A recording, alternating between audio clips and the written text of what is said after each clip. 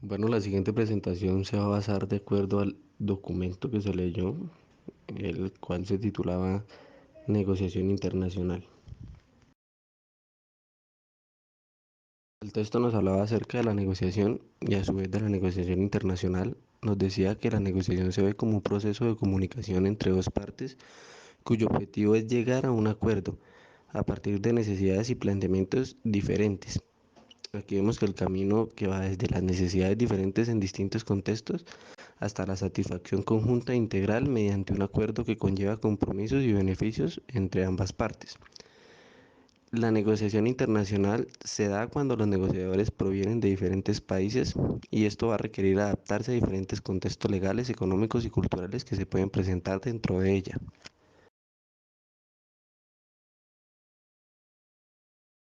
El documento nos hablaba acerca de las etapas del proceso de negociación.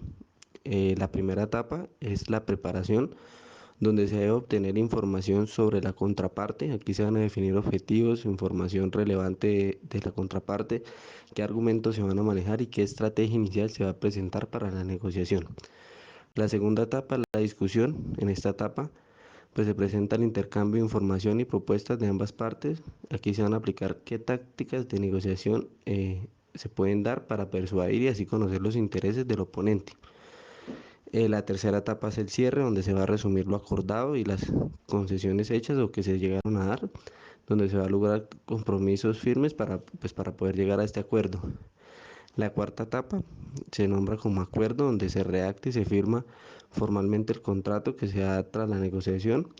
Y la última etapa es el seguimiento, ya que una vez dado la negociación o llegado al acuerdo, se va a verificar el cumplimiento por ambas partes. En esta diapositiva también presento los factores de éxito que se pueden llegar a dar en la negociación, como es la preparación exhaustiva. Aquí pues se basaba en el tener dominio del tema, dando confianza y así pues permitir responder a imprevistos. Otro factor que nos decía era la rigurosidad, el respeto al oponente, la empatía. Aquí nos hablaba de entender las necesidades e intereses del otro. También un factor era la confianza. Aquí nos hablaba en generar un clima de confianza. Va a llegar a facilitar a llegar a un acuerdo pronto. También nos hablaba de la flexibilidad, la creatividad, la asertividad. Acá es importante decir que la asertividad puede llegar a ser un factor clave en saber decir y no llegar a generar tensiones por palabras o usos inadecuados de diferentes métodos que se usen. Y otro factor que nos hablaba era la paciencia, ya que pues la negociación va a requerir de su tiempo para poder llegar a un acuerdo prometedor para ambas partes.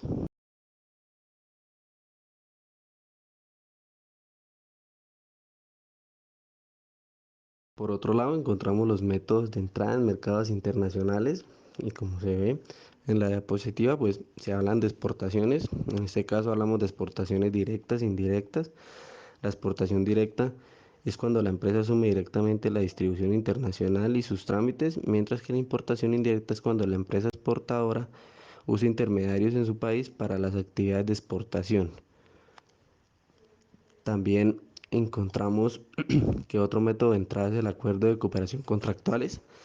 Aquí nos mencionaban las franquicias y las licencias. La licencia es una empresa que cede temporalmente derechos de propiedad intelectual a otra a cambio de regalías, mientras que la franquicia es una empresa que cede el uso de su marca y modelo de negocio a otra, pagando regalías por las ventas.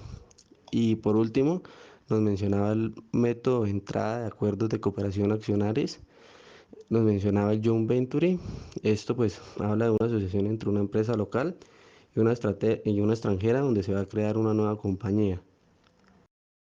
El PF también nos mencionaba diferencias entre negociación nacional e internacional en distintos entornos, el cual era el político, el legal, el económico y el comercial. Primero pues menciona el entorno político.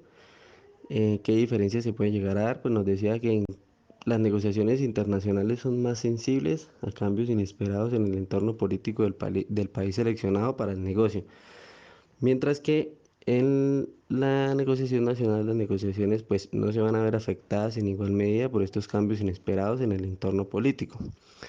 Nos hablaba de diferencias en el entorno legal, donde las negociaciones internacionales pues van a tener que lidiar con un contexto legal diferente en cada país involucrado. Mientras que en una negociación nacional, pues va a existir un marco legal único que es conocido por todas las partes involucradas en la negociación.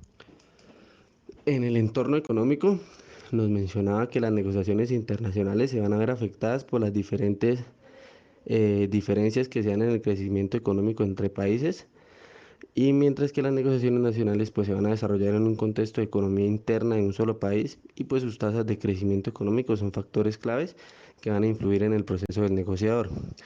Y por último, el entorno comercial nos mencionaba que bueno, la logística internacional implica el traslado de mercancías desde un punto de fabricación hasta el lugar del consumo, introduciendo pues desafíos adicionales en términos ya sea de transporte, carga, embalaje o la elección de medios de pago que se van a tener. Mientras en un ámbito nacional, pues la logística puede ser más simple y directa, ya que las distancias suelen ser menores y los sistemas de transporte y logística pues ya están diseñados para operar dentro del mismo país. Bueno, esta diapositiva mencionamos el proceso de negociación internacional, cómo se puede llegar a dar. El PF mencionaba que primero pues se tomó un contacto con el mercado. Aquí se van a buscar clientes o socios para el nuevo mercado. Luego nos hablaba de la preparación, donde se van a definir objetivos, información o argumentos importantes. Se va a presentar la discusión, donde se va a dar el intercambio de información y propuestas. Luego las señales para identificar posición y estrategia de la contraparte mediante observación y deducción. Las propuestas, donde van a ser razonables y no se tiene que ser extremas al inicio, sino pues aceptar cada propuesta que se dé y no llegar a interrumpir, pedir algo a cambio por concesiones. Luego nos hablaba del intercambio, aquí hablar pues cada opinión o cada aspecto que se tenga entre las partes y que sean equilibradas. Luego mencionaba el cierre y el acuerdo, donde pues se resume cada opinión y ventajas del acuerdo, y pues se van a redactar y firmar el contrato. Y ya por último se negocia el precio, donde se presenta el valor para usar en este método. Acá se pueden usar estrategias para que la contraparte pues presente más opciones o más opiniones.